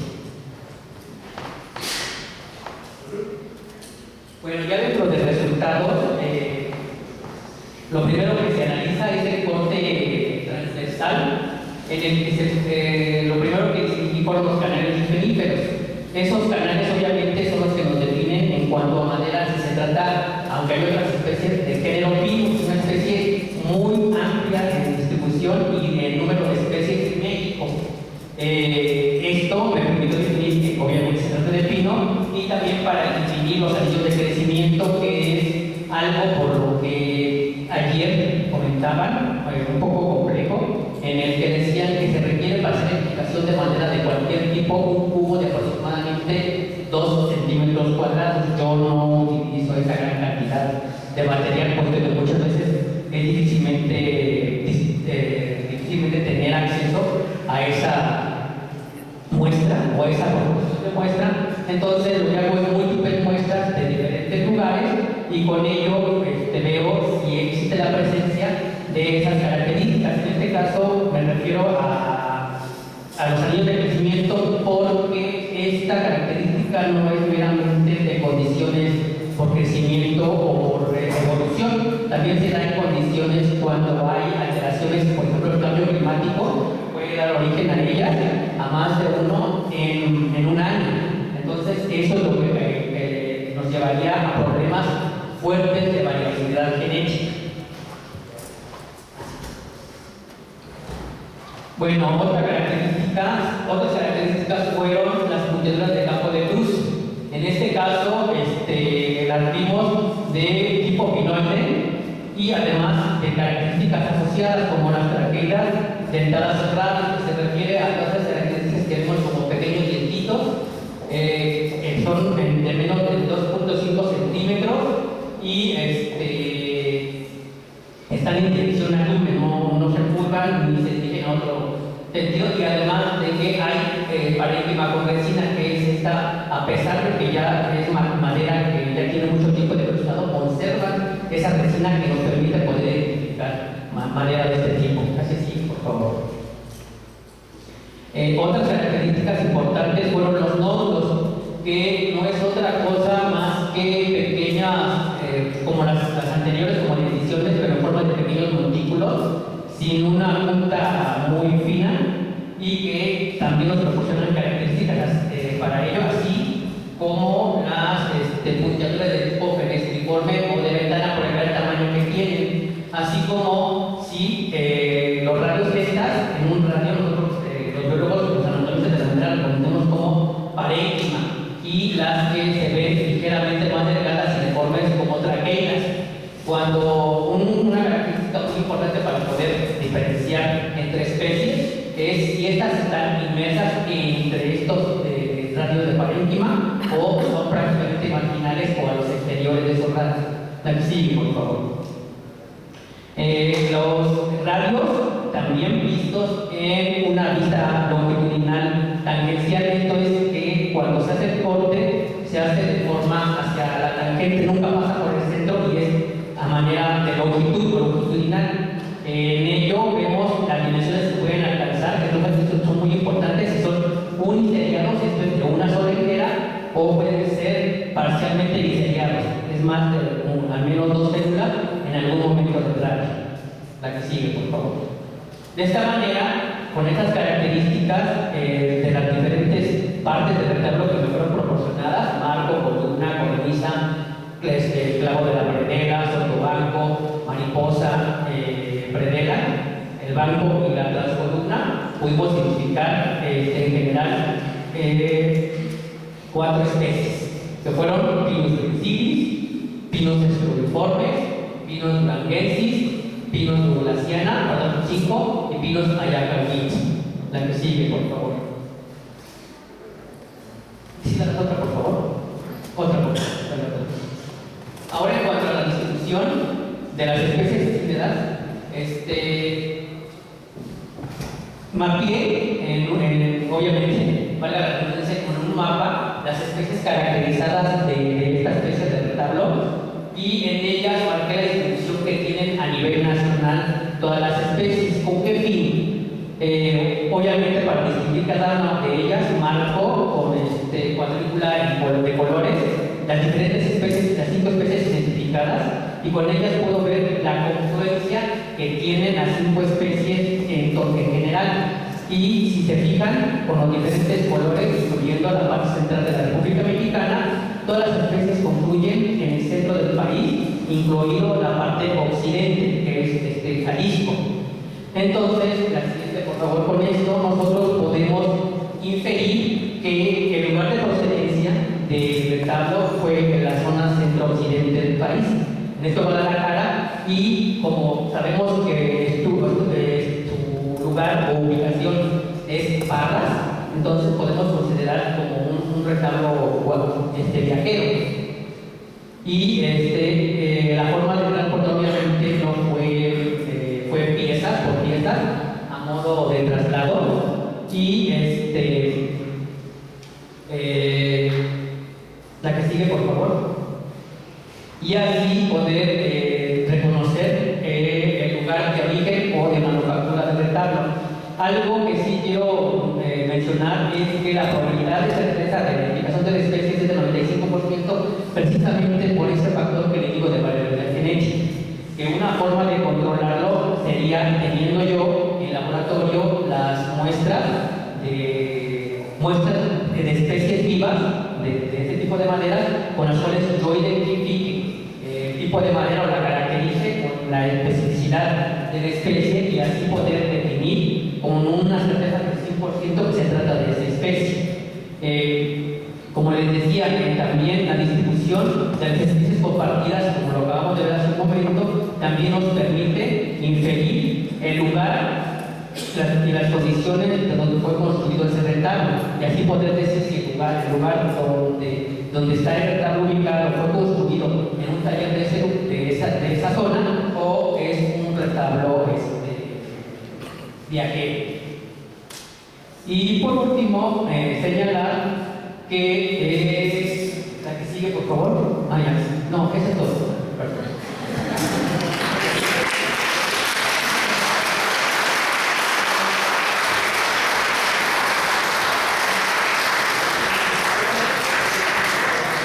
Y vamos a pasar al espacio de preguntas y respuestas.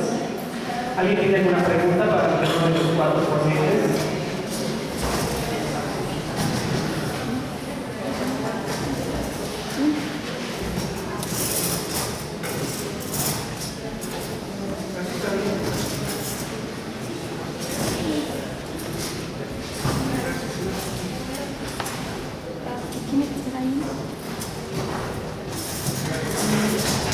Bueno, profesor, sí que más que nada felicitarlos, de verdad es agradable contar con la presencia de todos y cada uno de ustedes. Y la pregunta que quiero hacer, bueno, son dos, una es un comentario, la otra es una pregunta que me dejó una compañera que se tuvo que ir. La primera, aunque la comparación es muy grande, pero de igual manera recuerdo que cuando se hizo la montaña rusa de Chapultepec, en algún momento yo me pregunté por qué toda de madera.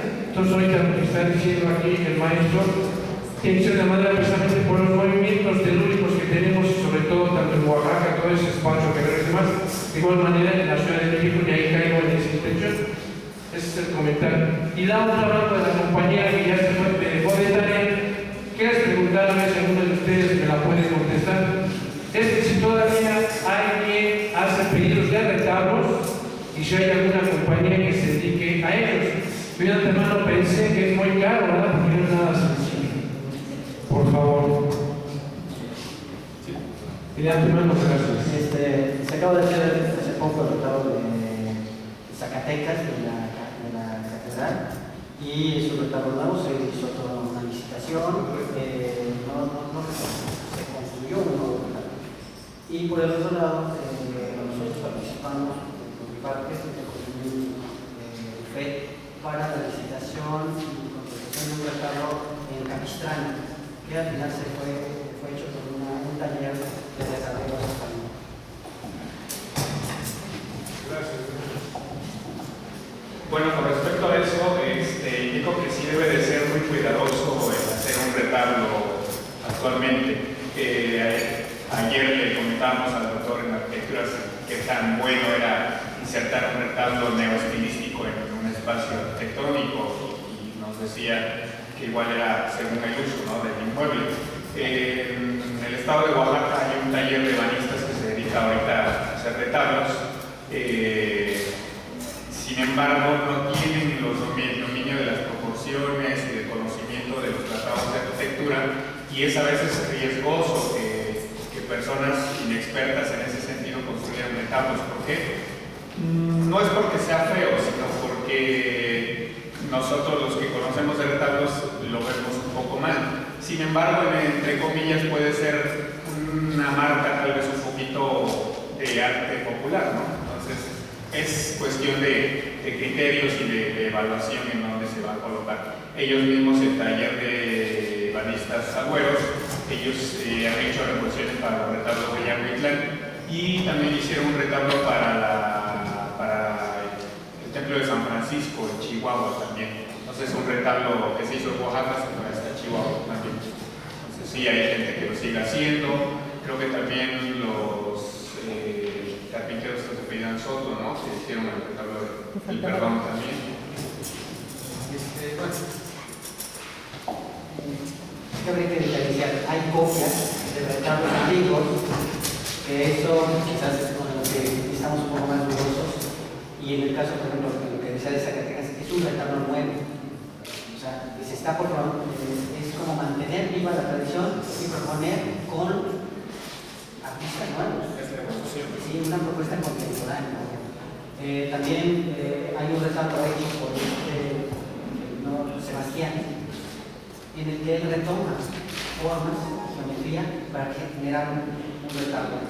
Y el último, pues, los retablos estos de Matías que están expuestos, que son solamente láminas que hacen revelar el dorado con el que están cubiertos. Entonces ahí no ha muerto esa tradición, pero a mí lo que me parece más a veces un poco fuera de lugar es tratar de hacer réplicas, tratar de volver hacia un estilo que ya pasó. Muchas cosas, no dice que según las partes nunca van a ser iguales. No son iguales. Exactamente. Ok, muchas gracias. ¿Otra pregunta? Jennifer. Jennifer, sí.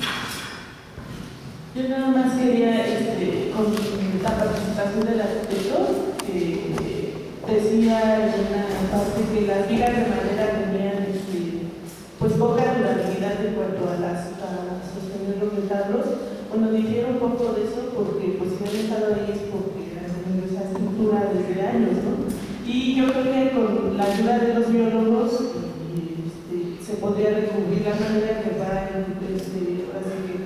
incrustada en la tierra o en los muros para poder reforzar su durabilidad, ¿no?, y extenderla, más que reemplazar ya con estructuras nuevas, que eso sí, yo creo que como tú mismo lo dijiste, que esos reemplazos, esas intervenciones que tuvieron los retablos, esos que tuvieron falla, pues siempre, ¿no? Siempre un bien que ha sido, tiene intervenciones y tiene materiales que no van a dos o acordes a ellos, pues siempre van a tener una diferencia, ¿no?, de estabilidad.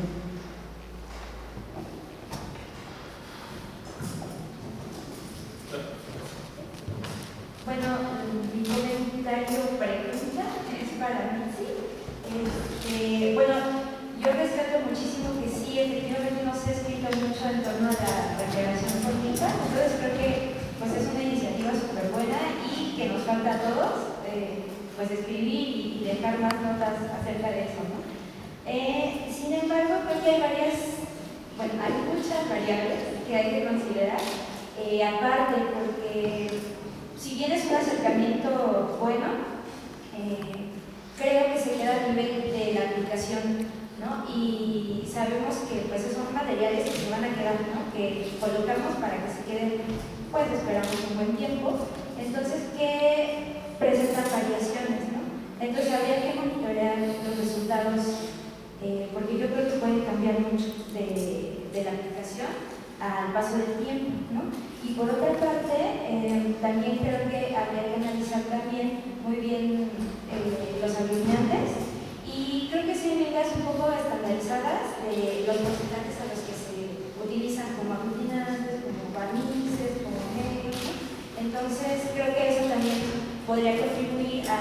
que no se presente la vigencia del tiempo, pues como más información sobre justo esta variable de la proporción del aglutinante. Me basé también en otra tesis donde probó, ella construyó, Frida Montevideo, que construyó una pintura con gamar y la hizo en esa proporción y la comparó con pinturas comerciales, ¿no? Y por otra parte, pues sí, una recomendación o una línea de investigación es justo el envejecimiento, pero no podía como saltarme el envejecimiento si en principio no sabía cómo se comportaba igual como pintura, ¿no? Sí falta mucho.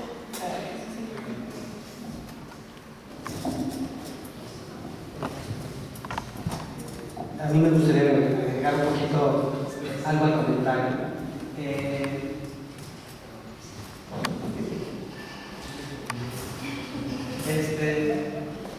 Muchas veces, por ejemplo, en el caso de la mica, gran parte de lo que se está haciendo también tiene que ver con la práctica. Entonces, no hay que satanizar los materiales. Hay que probarlos.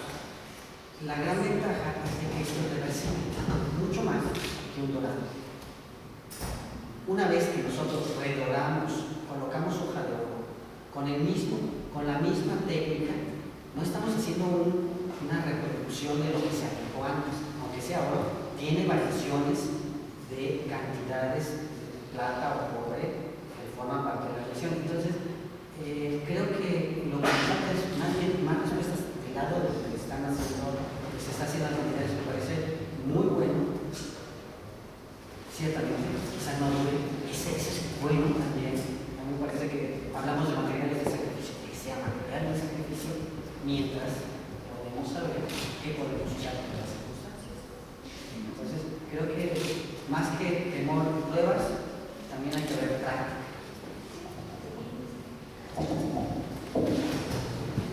Sí, bueno, buenas tardes a todos. Mi pregunta también es para todos los panelistas, sin duda que quieran contestar. Es en relación precisamente a la fabricación de estas estructuras. ¿Qué tan conscientes estaban sus constructores originales, tomando en cuenta todo lo que nos han comentado de los materiales, la humedad del entorno físico y las regiones donde también tan dispares, como puede ser Chihuahua, o Oaxaca o Chiapas? ¿Qué tan conscientes ellos estaban y de los temblores también? ¿Qué tanto estaban ellos conscientes de eso?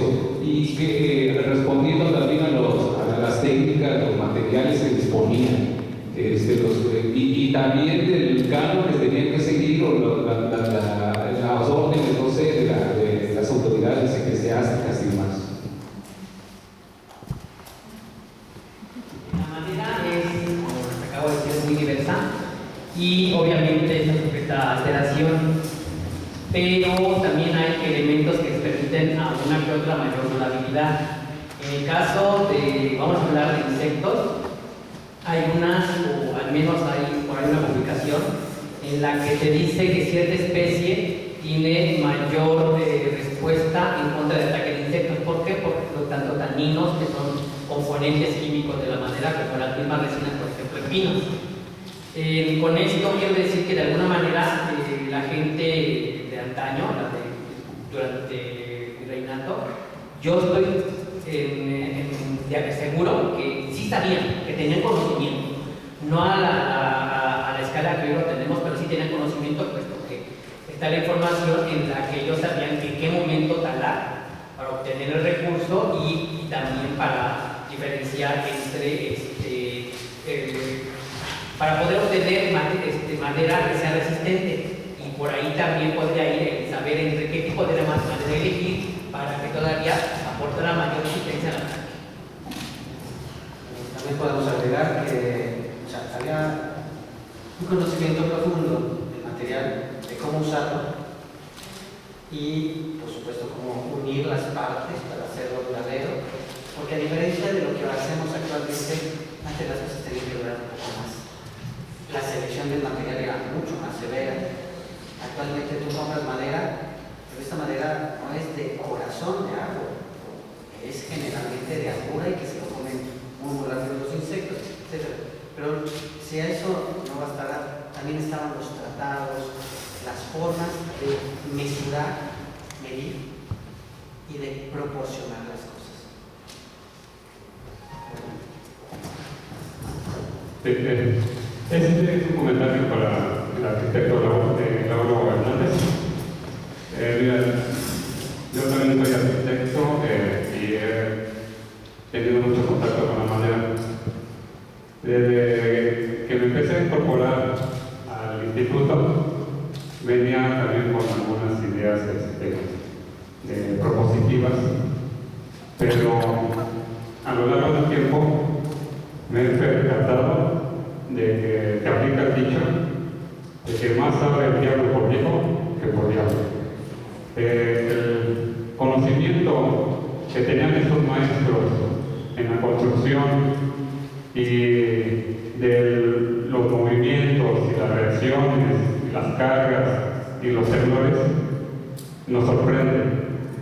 Estos tensores que están ahogados a los muros tienen una técnica que desconocemos, pero tienen una forma de absorber esa energía sísmica de los mismos retablos. Los retablos por sí mismos se sustentan, también tienen ese conocimiento. El tensor era nada más un auxilio para aquellos temblores. Entonces, ya esos tensores ya también estaban calculados, tienen un colchón adentro para precisamente absorber esas energías. Gracias.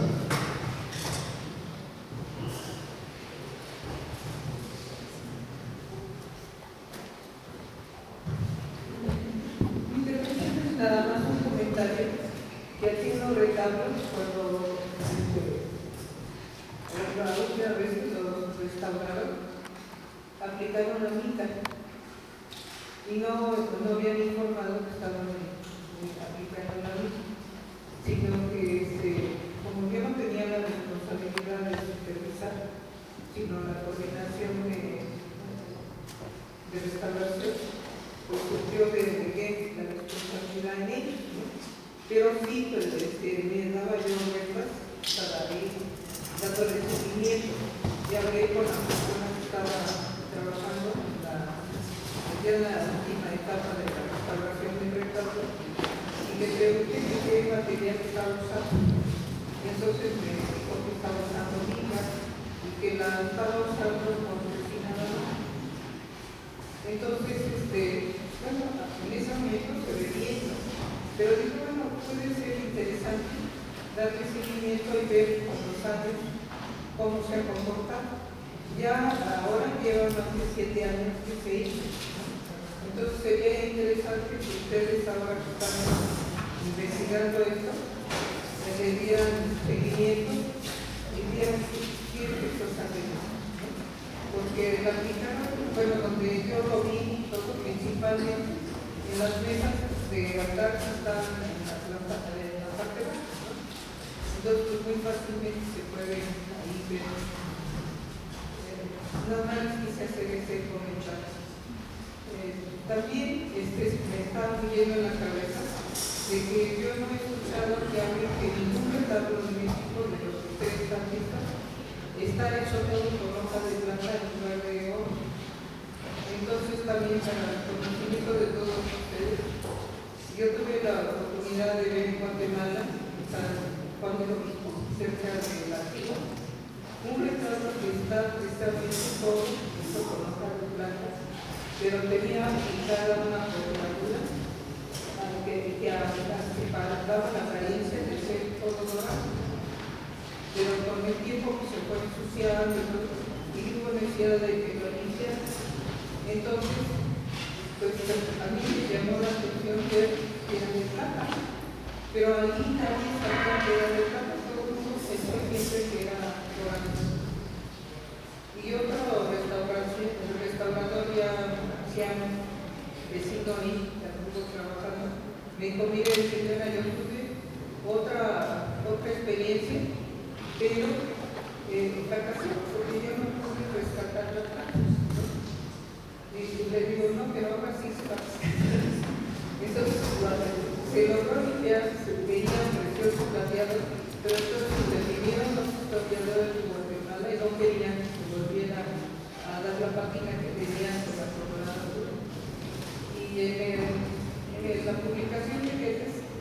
aparece un reporte ahí en que se hacía con el amarillo indio, el olor, el panimitareno, y se va pisando con el amarillo indio y da esa impresión de ser dorado.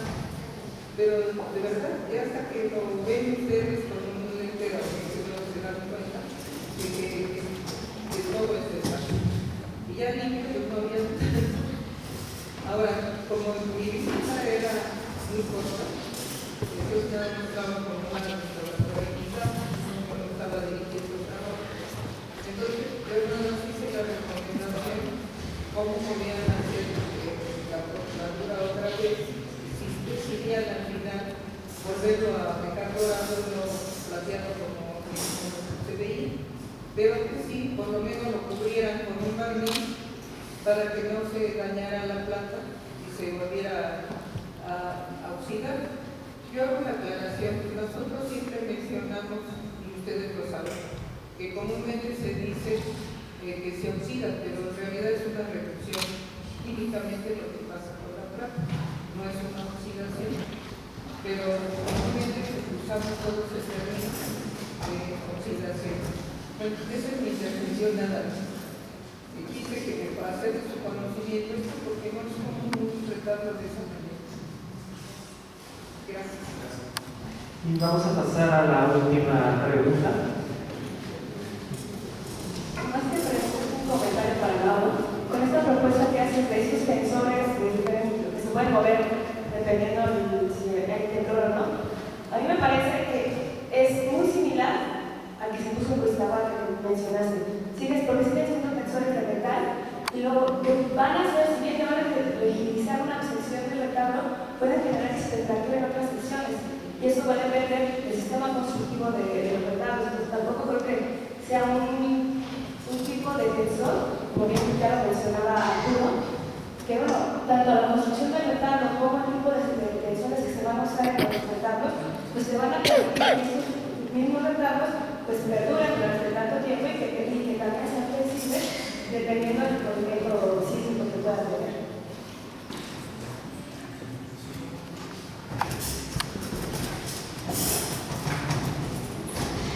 Sí, quiero aclarar que no estoy de acuerdo en que se eliminen los originales. Si vieron, recalqué que era una fortuna que habían dejado los originales de Tepetlapa. Y este tipo de tensores yo lo propongo como refuerzos estructurales, no en sustitución de los originales. ¿Sí? Siempre debemos de conservar el original, tanto en estructura original, en bastidores, elementos, barrotes, pies derechos, vigas, se debe de conservar el original. Pero si hace falta algún refuerzo, ¿por qué no proponer algo moderno y legible y durable? Que es a lo que yo voy. En vez de ser un poco tradicionalistas y emprender otra vez un tronco de las mismas cualidades, ¿no? Sería ilógico tratar de buscar un tronco de las mismas condiciones que si lo encontramos, porque muchas veces dentro del mismo muro que encontramos hay tensores que no están utilizados, esa misma madera hasta muchas veces nos puede funcionar. ¿Por qué? Porque esa madera ya está acondicionada al lugar y ya está completamente curada. No vamos a traer madera nueva, ¿no? No voy a comprar una viga de cedro para meterla a ese nuevo espacio.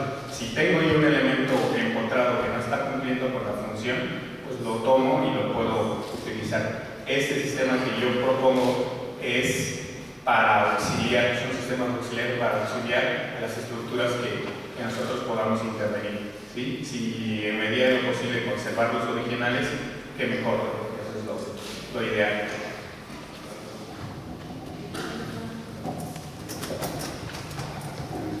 Bueno, agradezco la presencia de los 4 ponentes, 3, 2 y 1. Y dado que nos extendimos un poco, va a ser muy breve en las conclusiones de esta mesa. Voy a hacer hincapié en 2 puntos que me parecen fundamentales y que los hemos visto en estas 4 presentaciones: la necesidad de seguir desarrollando investigación aplicada, enfocada a los retablos, y de generar nuevas líneas de investigación. lo que nos permita tener un mayor conocimiento tanto de los materiales constitutivos como de los procedimientos y los materiales que empleamos desde la restauración con la intención de conservar estas obras. Obviamente, difundir, publicar esos resultados, tener un amplio espectro y que ese análisis se base o que venga enfocado con una mirada a largo plazo. Y el segundo punto, y yo creo que es algo que siempre se ve y que siempre está latente en todas estas intervenciones que desafortunadamente todos conocemos, que pueden llegar a ser lamentables o que pueden llegar, en lugar de conservar el patrimonio, a destruirlo, que necesitamos conocer completamente a él. Y lo hemos visto en estas presentaciones, desde conocer la estructura, conocer cómo funciona, lo cual, junto con el aspecto de la investigación que yo comentaba anteriormente, nos ayuda a todos los que estamos dentro o relacionados con la conservación del patrimonio cultural a mejorar nuestro proceso de toma de decisión y realmente tener propuestas de intervención más acordes, entender las generalidades, compararlas, generar conocimiento, pero también entender las particularidades de cada bien. Porque cada bien es particular, porque cada bien tiene un contexto específico y en la medida en que nosotros busquemos conservar todos los valores, ese documento histórico que se comentaba, esa palabra, dos palabras, los valores artísticos, tecnológicos y demás, estamos mejorando la conservación de nuestro patrimonio cultural para generaciones futuras. Yo quiero agradecer obviamente a los ponentes que están aquí, al comité organizador de esta iniciativa, a todos ustedes por estar presentes y buenas tardes. Eso concluye.